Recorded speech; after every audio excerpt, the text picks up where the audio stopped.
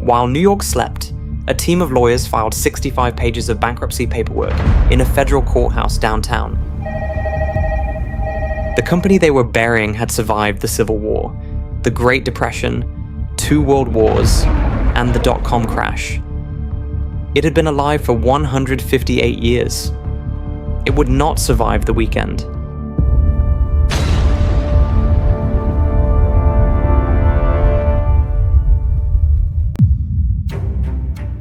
Here's what most people get wrong about the 2008 financial crisis. They think it was about greed. And yes, the greed was staggering, but what actually detonated the global economy wasn't a crime. It wasn't even technically illegal.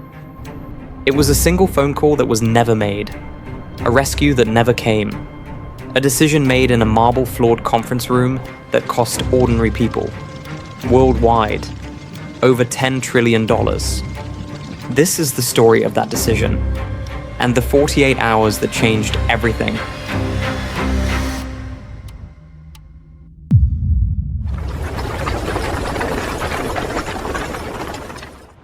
The story begins not on Wall Street, but in the American South. In 1844, a young German immigrant named Henry Lehman arrived in Montgomery, Alabama, with almost nothing. He opened a small dry goods store, sold cloth, tools, and feed to cotton farmers. The farmers had a problem. They had cotton, but not cash. So Henry did something clever. He started accepting cotton as payment. When his brothers Emmanuel and Mayer joined him, they didn't just have a store anymore. They had a commodity trading operation, then a brokerage, then a bank. They helped finance the Alabama Railroad. They helped rebuild the South after the Civil War. They survived the Panic of 1907, the Great Depression, and the crash of 1987. By the year 2000, Lehman Brothers was the 4th largest investment bank in the United States, behind only Goldman Sachs, Morgan Stanley, and Merrill Lynch. They had survived everything history could throw at them, but nothing had prepared them for what they were about to do to themselves.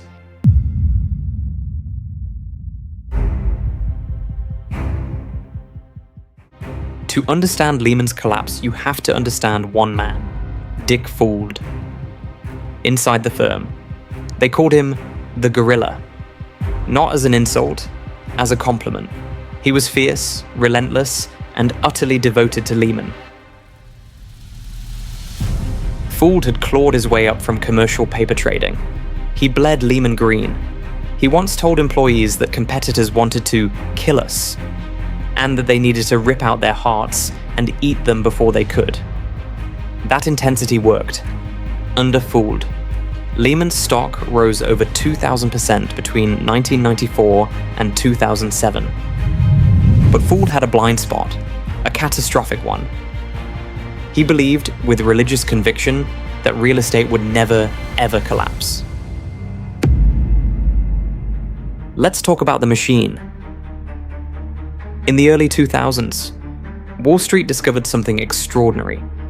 You could take a mortgage, a simple loan on a house, bundle thousands of them together, and sell that bundle as a bond to investors around the world.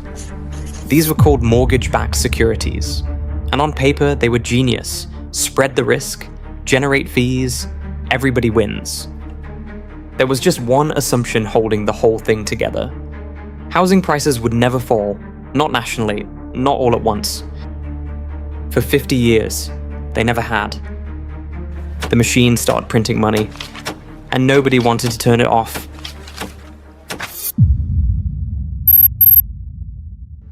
Here's where Lehman made their fatal mistake. And it wasn't just greed. It was a specific catastrophic decision about risk.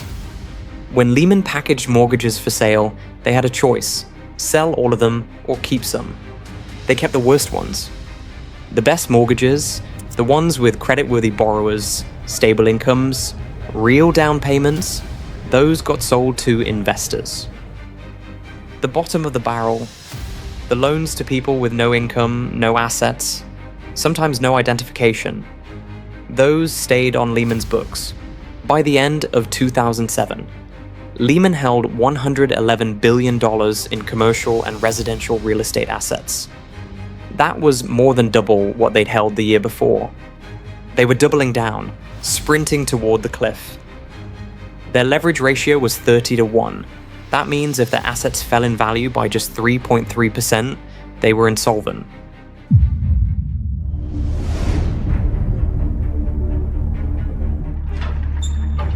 But here's the part of this story that most people have never heard, and it might be the most damning detail of all. Lehman had a secret. It was called Repo 105. Here's how it worked. Every quarter, when auditors came to check the books, Lehman would temporarily move billions of dollars of toxic assets off their balance sheet. They'd do this by disguising loans as sales. The assets would vanish, just long enough to take a flattering snapshot. Then, once the quarterly report was filed, the assets quietly came back. In 2008 alone, Lehman used Repo 105 to hide up to $50 billion in liabilities from its balance sheet. $50 billion. When bankruptcy examiner Anton Valukas investigated in 2010, he found that Lehman's own lawyers had told them this wouldn't pass legal muster in the United States. So they found a law firm in London that said it would. The auditors, Ernst & Young, signed off on it. Shareholders, investors, and regulators had no idea.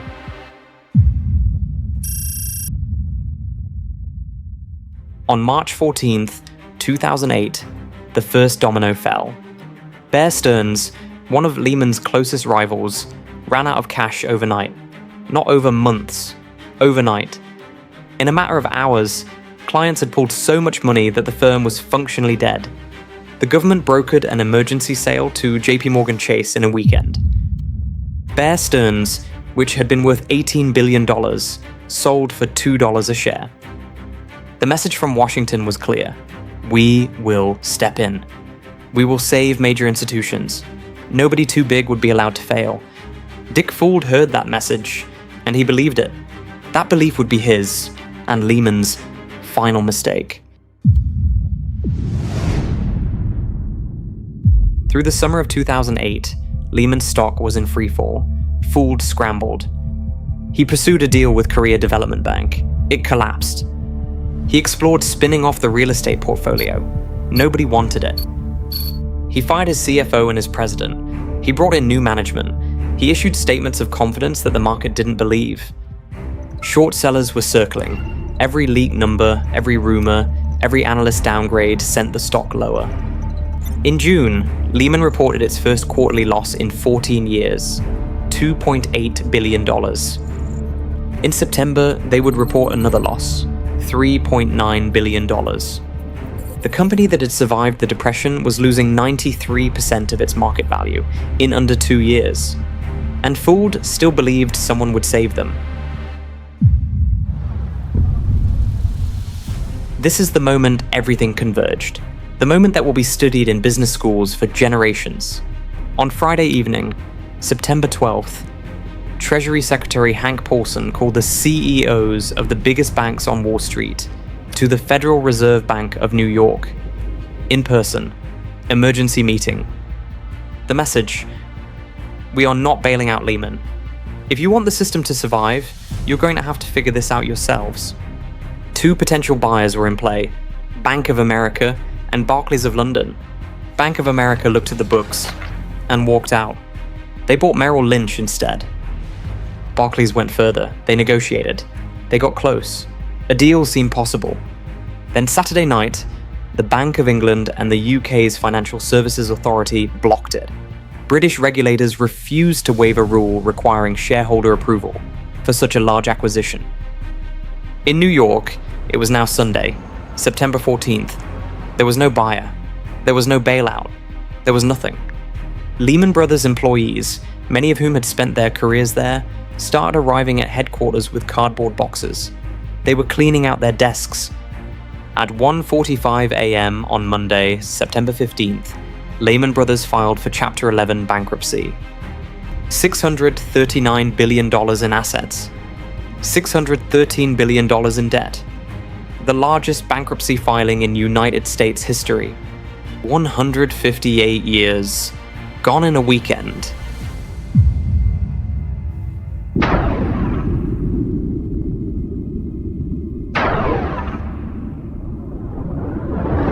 Monday morning, September 15th, the markets opened. The Dow Jones Industrial Average fell 504 points, its biggest single-day drop since the attacks of September 11th, 2001. But the real damage wasn't on the stock market. It was invisible, spreading through a system most people didn't know existed. Money market funds, the safest, most boring investment vehicles on Earth, the ones grandparents kept their savings in, began to crack. The Reserve Primary Fund, which held Lehman debt, broke the book. For the first time in history, a money market fund's value fell below $1 per share. Panic set in. Within 24 hours, investors were pulling money from money markets en masse. Banks stopped lending to each other. The interbank market, the invisible plumbing of the entire global economy, froze solid. The day after Lehman collapsed, the Federal Reserve had to lend $85 billion to AIG, the insurance giant, to prevent another catastrophic failure. The week after, Washington Mutual collapsed, the largest bank failure in American history. Within 6 months, the Dow had lost more than 50% of its value. Unemployment hit 10%. Foreclosures swept across the country. 8.8 million jobs disappeared. 26,000 Lehman employees lost their jobs in a single day. And globally, the shockwave triggered debt crises in Ireland, Spain, Greece, Portugal, and Cyprus. A recession in virtually every developed economy on Earth. Total damage to global economic output, roughly $10 trillion.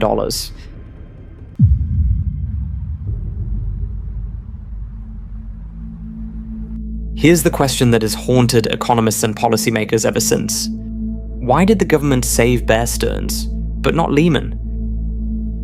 The official story: Lehman's losses were too deep. There was no way to guarantee its debts without Congress explicitly authorizing the funds. The unofficial story: Paulson, the Treasury Secretary, was a former Goldman Sachs CEO. Lehman was Goldman's main competitor. Some saw a conflict of interest. But the most honest answer might be the most disturbing one. They made a calculated bet. They thought the market could absorb a Lehman failure. They were wrong, catastrophically wrong, in a way that reshaped the entire global economy. Bankruptcy Judge James Peck, approving the emergency sale of Lehman's assets to Barclays, said from the bench, Lehman Brothers became a victim, the only true icon to fall in a tsunami that has befallen the credit markets. This is the most momentous bankruptcy hearing I have ever sat through.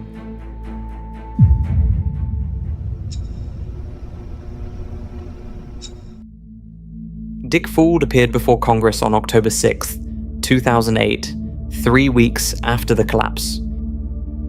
Congressman Henry Waxman asked him directly, "Did you take $480 million in compensation while running the company into the ground?" Fuld disputed the number. He said it was closer to $300 million. The room went quiet. Nobody quite knew how to respond to that defense. The SEC investigated Fuld for securities fraud. In 2011, they announced charges would be difficult to prove. No senior Lehman executive was ever criminally convicted for the collapse. The auditors paid a settlement, admitted nothing. The executives retired. The system moved on.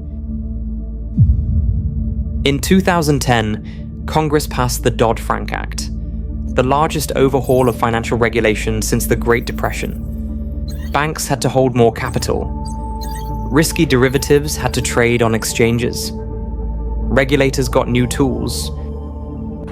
In 2022, 14 years after the collapse, Lehman Brothers finally made its last payment to creditors. $115 billion recovered from the wreckage.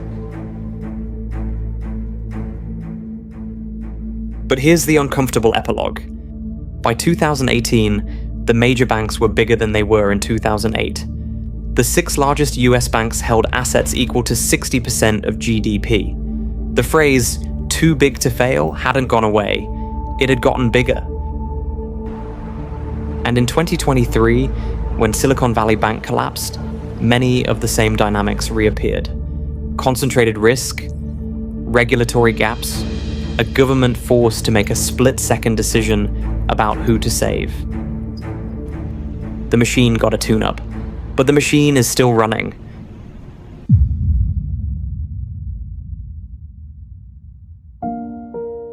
Before we close, I want to step back from the billions and the balance sheets for a moment. Because the real story of Lehman Brothers isn't about derivatives or leverage ratios. It's about a woman in Phoenix who lost her home because a bank she'd never heard of made a bet she never agreed to. It's about a factory worker in Ohio who lost his job when his employer couldn't get a line of credit. It's about a retiree in Ireland whose pension evaporated when her government had to take an IMF bailout. The people who caused this crisis were insulated from its consequences. The people who had nothing to do with it paid the price.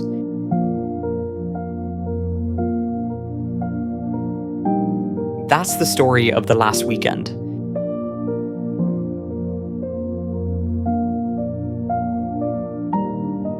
The next crisis won't look like the last one. Subscribe for the next story.